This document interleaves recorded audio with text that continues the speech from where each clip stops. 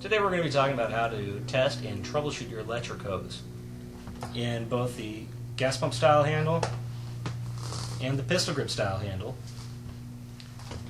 If you have a corded wall end, or if you have a fused plug wall end that plugs directly into your inlet.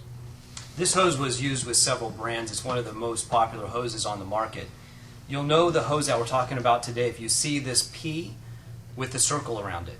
If you see that, then continue with this video and you'll learn how to troubleshoot this electrical hose. Okay, so the first thing we're going to do is we're going to get a continuity tester.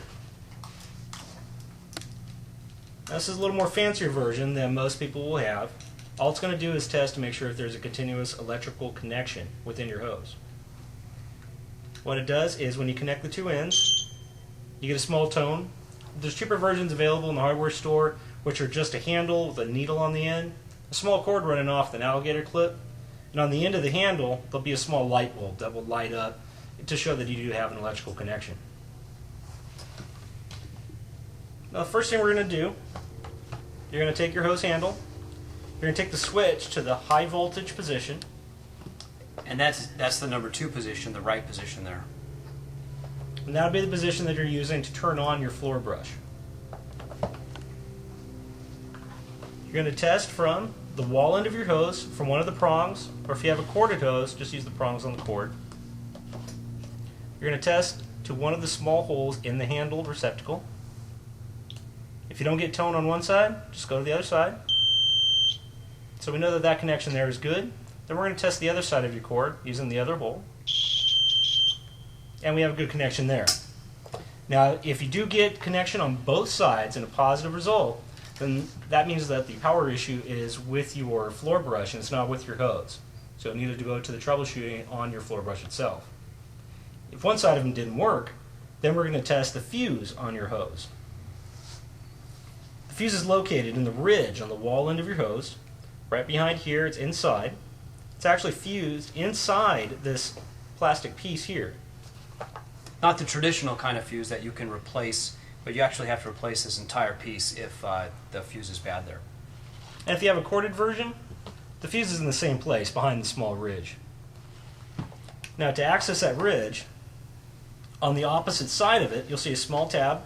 Let's get a small screwdriver. You're going to push in the tab until you hear a little click. Put your hand on the end and just slide it right off. Here you'll be able to see your fuse. On the cord, it's going to be the same thing, just turn the other way. The cord will be running out with the two connections on the opposite end. You'll test from one of the sides to the small wire connection at the other end. You got a good tone there. And we got a good tone on the other side. That tells us that that fuse inside of that plastic piece there is just fine, right? That's correct. Now, if you didn't get tone on one side or the other side, then the fuse is bad and that needs to be replaced. Yes, and this is a replaceable part here. And just these little connections on the back is all you need to take off and pop a new one in its own place. And if you have an older style that used to the same connection, then the parts will come with your replacement kit that will have the connections to upgrade to the new style.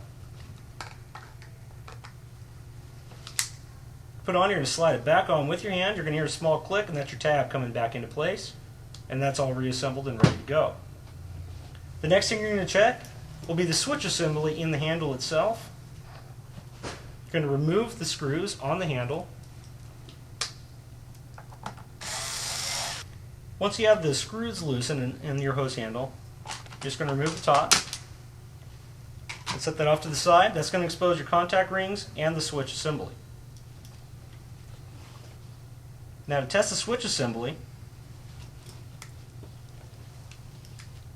you're going to keep the switch to the on position, same way that you had it before. You're going to test from these top 2 rings here to the opening in your plug here.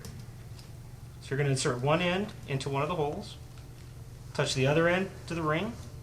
You don't get a sound, just go to the other side. We got good tone there. We're going to switch holes. And we got good tone there. So that tells us that there is electricity running through your switch assembly. Now, if you don't get a sound on either side, then you'll need to replace your switch assembly, which is available. It all comes out as one piece. You put the new one in, and you're ready to go. Now, if you do get a good sound there, we're going to check the length of your hose. There's an internal wire that runs through the corrugated regions of your hose, and we can test and see if there's a break in there. To do that, we're going to test from the wall end of your hose, from the 2 prongs that we tested before, all the way to the rings. You're going to touch one side and touch the other. You don't get anything, just go to the next one. Got sound there. We're going to test the other prong for the other wire. And we got a good sound there. Now, if one side didn't work, then you have a short in the length of your hose, and that can't be repaired. You're going to need to replace your hose. If both are still good, then the problem is with your floor brush, and we'll need to go through troubleshooting on your floor brush to repair that. Now, to reassemble your handle, you're just going to put the top back on and tighten down your screws.